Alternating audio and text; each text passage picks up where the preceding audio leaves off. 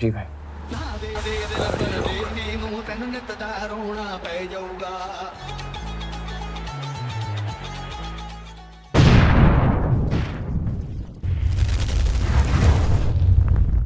I know everybody loves the character of Rahman डकैत and thinks he's a badass. और Akshay sir की इतनी amazing performance के बाद तो ये कैरेक्टर और भी एलिवेट हो गया।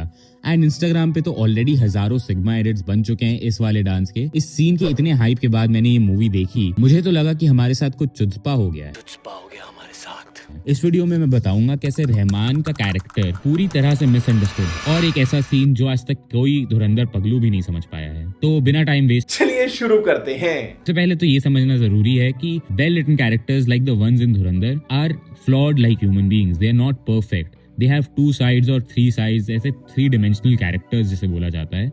और उनमें भी कुछ इंटरनल डाइकोटमीज और फ्लॉज होते हैं जैसे ह्यूमंस में भी होते हैं। इनमें से एक डाइकोटमी या फ्लॉ जो बहुत ही पॉपुलर है और जो शायद हम सब में कहीं ना कहीं है, वो है कि हम अपने आप को कैसे परसीव करते हैं या प्रेजेंट करते हैं, जो हमारी मेंटल इमेज है, compare to how we are perceived by others in a room. और मुझे लगता है रहमान डकैत के साथ भी ऐसा ही कुछ हुआ है। जो उनकी पर्सनल इमेज थी उस कैरेक्टर की अपने मन में, इंडियन ऑडियंसेस ने शायद उसी को एक्सेप्ट कर लिया है instead of paying attention to how he was perceived by others. अब ये इस सीन से पता चलता है। बड़ी कसाईनुमा होती है। देखो, जब ये कसाईनुमा वाला डायलॉग आता है तो रहमान बड़े आर्म्स डीलर्स और मेजर इकबाल एक आईएसआई ऑफिशियल के साथ बैठा हुआ है।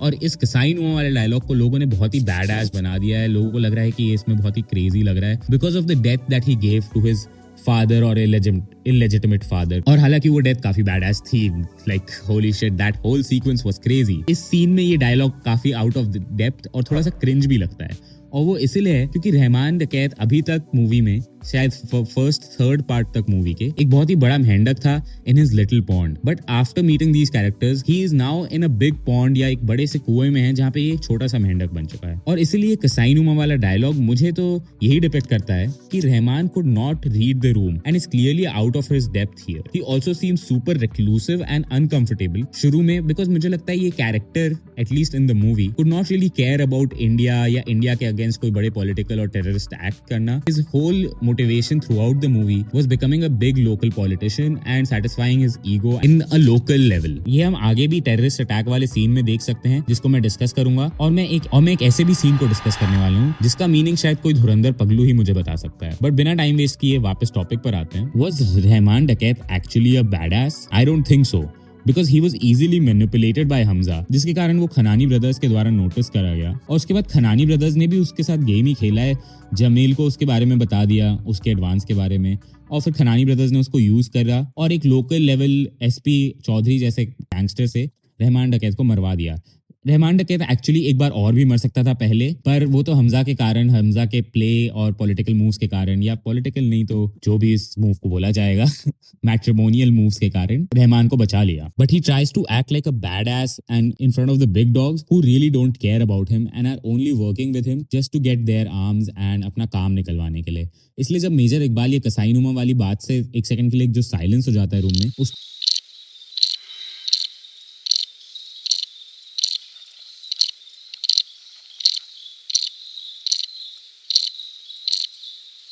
अच्छा, हमको सिखा रिया को ब्रश ऑफ करता है because he really doesn't care. Rahman डकैत is such a small person in front of him that he just wants to get the job done and move on। हमें ये चीज Reddit पे भी पता चलती है जब काफी बार लोगों ने ये पॉइंट आउट किया है कि जब नेक्स्ट सीन है जिसमें सिर्फ हमजा और उजैर मेजर इकबाल से मिलने जाते हैं, वो उनको दिखाता है कि असली कसाईनुमा मौत क्या होती है। Because he was really flexing in front of Rahman to show him कि एक्ट इतना ज्यादा बड़ा और इवन वर्स क्रूअल पर्सन है and how much worse he can do. तो इससे भी ये समझ आता है कि रहमान डकैत was really out of his depth and he could not understand what was going on. ये चीज एक्चुअली आगे भी पता चलती है। अगेन ये this could be my interpretation and maybe I am reading too much into this, but जब वो टेररिस्ट अटैक्स वाले सीन आते हैं जिसमें हम रियल टेररिस्ट अटैक्स देखते हैं and then we cut back to the reaction of major Iqbal and all of this gang that has been planning these attacks, तब देखना सारे के सारे जो मेजर इकबाल और खनानी ब्रदर्स के साइड के लोग हैं वो सारे एक बार में खुश हो जाते हैं और अल्लाहू अकबर चैंट करने लग जाते हैं।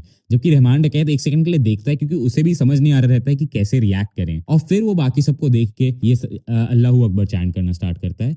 Same with Hamza, because Hamza is trying to fit in. Obviously, Hamza is having a huge panic attack and existential crisis, internal crisis. तो उसको pretend करना पड़ता है. मुझे नहीं लगता रहमान डकैत के अंदर इतना कुछ crisis चल रहा था, but I don't think he was that affected by all of this. Like indifferent towards all of this international level politics and really just cared about his local political powers and moves. इसीलिए वो भी बस around देखता है कैसे react कर रहे हैं और फिर अचानक ही पागलों टाइप वो भी चिल्लाने लग जाता है. You can kind of see he's overdoing it or just trying to fit in and match the energy around the room. Clearly a strong character, but I honestly feel like ये कसाईनुमा वाला scene इतना cringe इसलिए feel होना जरूरी था because it was a way of showing us and not telling us that the stakes have become way higher now.